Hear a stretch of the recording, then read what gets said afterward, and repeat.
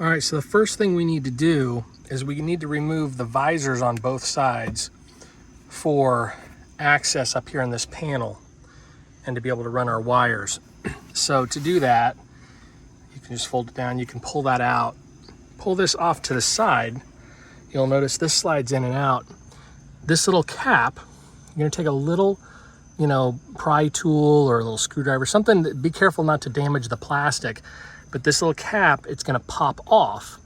And then right underneath of there, there's gonna be a bolt. A little bolt, I think it's a 7mm if I'm not mistaken. It could be a 6. But you can take that little bolt off and then you can wiggle this loose and then you'll be able to unplug the little connector that powers things like your mirrors and so on. It's just a little push connector. So you're gonna release that and then this whole thing should pop out and come off and you can move that aside. And once you find your roofline auxiliary wire here, you can take the pin by itself and just put it straight on that wire with that rubber seal here, and then you'll be able to slide the connector on that. And so I went ahead and put the connector directly on that wire. So now it's going to be ready to plug into our other extension harness that we're going to route up here to our roof line as well. And then we're going to route our other one for our backlight down here so that you can connect it as well to those other pass-through wires. And I know this is kind of difficult to see. Again, we're getting a lot of reflections off the windshield and everything in the surrounding area. So it's just kind of an odd position here with the windshield up here. You tend to focus on other things. But again, we're trying to do our best here so you can see what we're doing. Okay, so now I have our other extension harness here. This is for our backlight. So once we put this in, we'll be able to have access for backlights, for lights that have RGB or amber backlights and so on for the roof line there for that light bar, or even for our cross mounts that we are going to have available here really soon for multiple pod lights like the Radiant Scene, Rigid 360s, and so on. So this will give you the ability to have that backlight. So what we're going to do is we're going to run this down just like this prep wire here for your roof line is run up here and has a connection here in the floorboard. We're going to do the same thing with this along this side frame of the windshield. All right, and it's going to drop in below here. So we're going to be able to plug in the 2 pass-throughs that go over here to our switch wires. We're going to be able to plug both of those into those 2 connections, and we're going to have power to both wires then. And then those ends are going to be able to plug in here to our other harness that's going to go directly to our light bar here on the roof line with a connector on it. So we're going to have these female single connectors that are going to go here on the ends of these. We're not going to install them on there for you up front because we want to give you more room to maneuver those through this trim and so on, because those areas can be a little bit tight. But once you get them in and through this area here, then you'll be able to slide those connectors on, they'll go click, and then those will just plug right into this connector and the one for your white wire for your backlights. All right, so the first thing we're gonna do, and we've removed our trim here on our side panel. We've got this pulled down loose. We showed you how to do that here with the visor and so on. You've got room for that. You've got area in there. This little side panel here, we popped it off as well. Real easy to do there. And so we're gonna work our white wire in from behind here, and we're gonna kind of bring it in. We're gonna drop it in, and we need to just kind of work it along through these different areas. We're gonna put it in, we're gonna pull it out here, then we're gonna reroute it and so on. And then we've popped our little rubber trim off this side part here where the door attaches.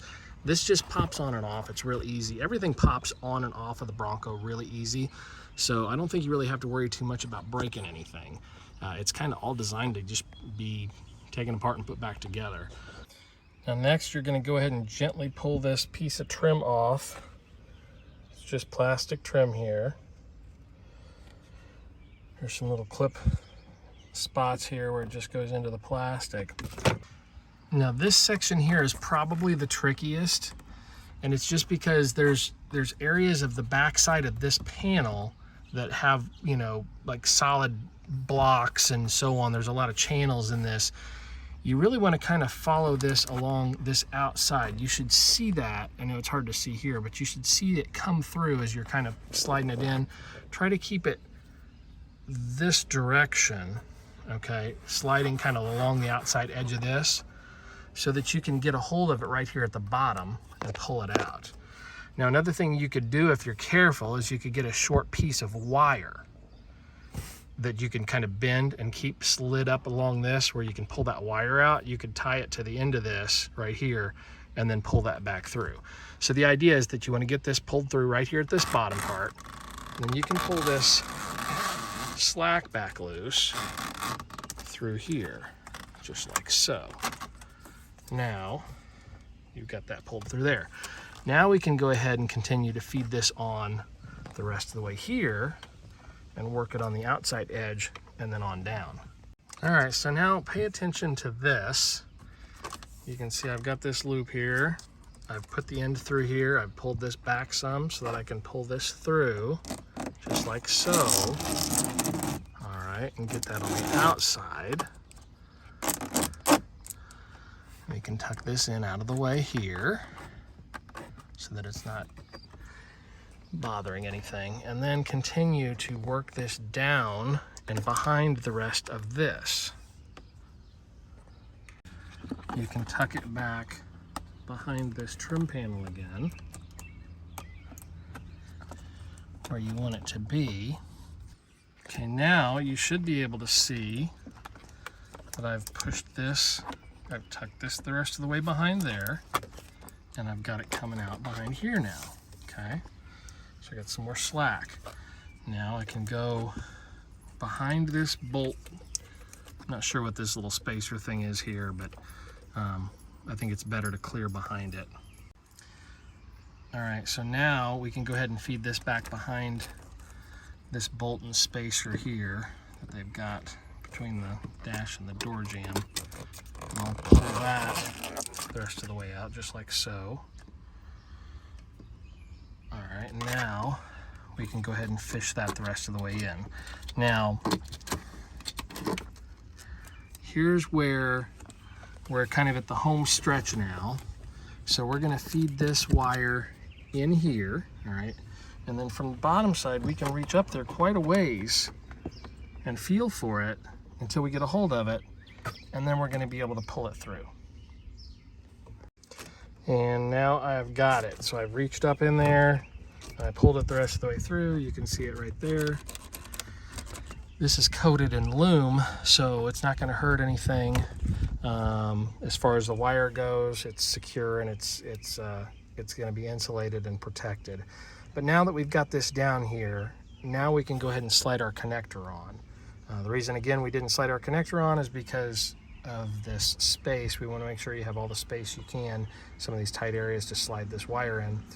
So now that it's down here, we can just slide our connector on the end, and then that will be ready to just plug into our other harness. And so now you've got a little extra slack here.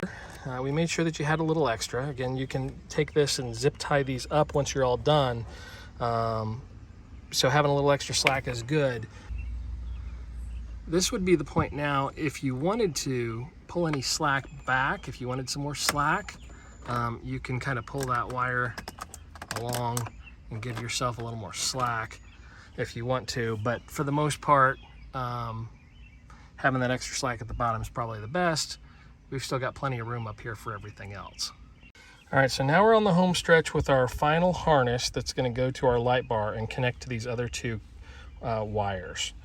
All right, so you can see here we've got the connector on this end. You've got your ground wire, your red wire for your main power, white wire for backlights if you have those.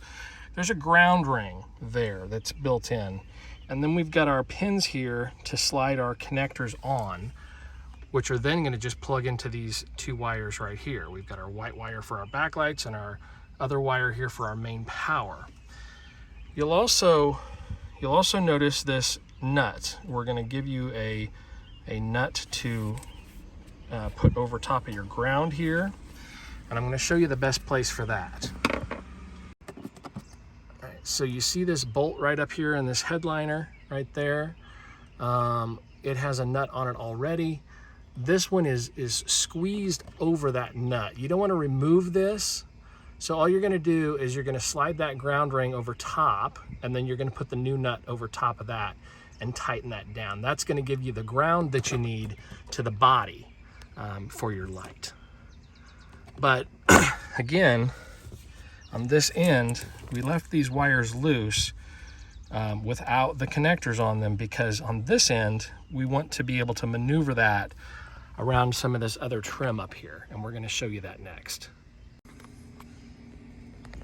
All right, so to start, to get our cable here on the inside of the truck, we're going to lift up on this push pin that holds this piece of trim up out of this hole, okay? That's going to expose this area here where we can feed our cable into, that then we can go back on the inside here once we've removed our panels, and we can find that and we can feed it across. And again, you're going to feed this through here, just like you can see in the back side here, and from that same spot we showed you here on the outside, you're going to have to reach in here with your fingers until you can get a hold of it and pull it through. I suppose you could probably get a little piece of wire again and kind of aim straight through that hole where you could tie something to the end of it and pull it straight through. So you're going to want to pull it through here first, and then you're going to want to pull all your excess inside the cab so that you can begin taking it across underneath of this panel here. Now you're going to feed the wire back up under and behind this top panel here until you can get a hold of it here, and then you're going to pull that as well, just like you see, until that slack comes out. Then on both sides, you're going to remove these little clips that hold the visor in place, just like so. And how you're going to do that is you're going to take a little flat screwdriver. You're going to take a little flat screwdriver and release this little tab here. Little flap will lift up, and then it will reveal a star bit screw. And so you'll just unscrew that, and then you'll be able to remove that panel the rest of the way. It's definitely going to make it a lot easier here, popping off that panel across there. You can try to fish it across, but it's going to make it a little easier doing it this way. The star bit size for this is a T20. So once you remove those two things and you pull down on this top panel, you'll notice the whole thing will just kind of pull right off. You've got tons of room to run your cable across without having to worry about tearing up your hands or anything. And now that we have our harness run across here from behind and we don't have to worry about it getting hung up anywhere, we can go ahead and slide our connectors on our pins, snap them down, and they'll go click, and then we can plug them into our other connections. All right, so now we can plug our harness into our two connections. So again, our one connection here is our already installed pass-through wire that Ford put in here to the roof line. Our second connection is our additional extension wire that we have for our radiance backlights or secondary lights. And we've run that just like we showed you down along this pillar here and into the floor area where we can connect that to our other pass-through wires. So now it's just a matter of tucking these up in here and putting our panels back up into place and getting this wire hidden. All right, so now that you've got your harness end here run underneath of this seal, just like we showed you when you installed it, this little push pin, you're going to put that back in place, and you're going to make sure this harness is pushed up forward here where it's out of the way. And then you want to keep about 8 inches or so of length for that to be able to attach to whatever light you're going to hook up there, whether it be a light bar or multiple pod lights with one of our daisy chain type harnesses. And that will run right along here. We're going to have some little P-clips that are going to go around this, and they'll slide down in here. You'll notice right here, there's some bolts. So you'll be able to put that P-clip, you'll be able to slide that in between the painted area here and this rubber trim. That's gonna hold this in place here away from your top so that it's not going to interfere with opening and closing your top, so that can be nice and hidden. But again, the nice thing about this harness and running it this way with our hidden harness, you don't have to run anything down your windshield. The only thing you're gonna see of this, once you've got your light and everything mounted up here, you're gonna see just a tiny bit of this at the edge. It's gonna be pretty well indistinguishable though as well, because if you get that in here nice and tight, that's black trim, you're not gonna even see that harness. And that should get you done as far as getting that harness installed.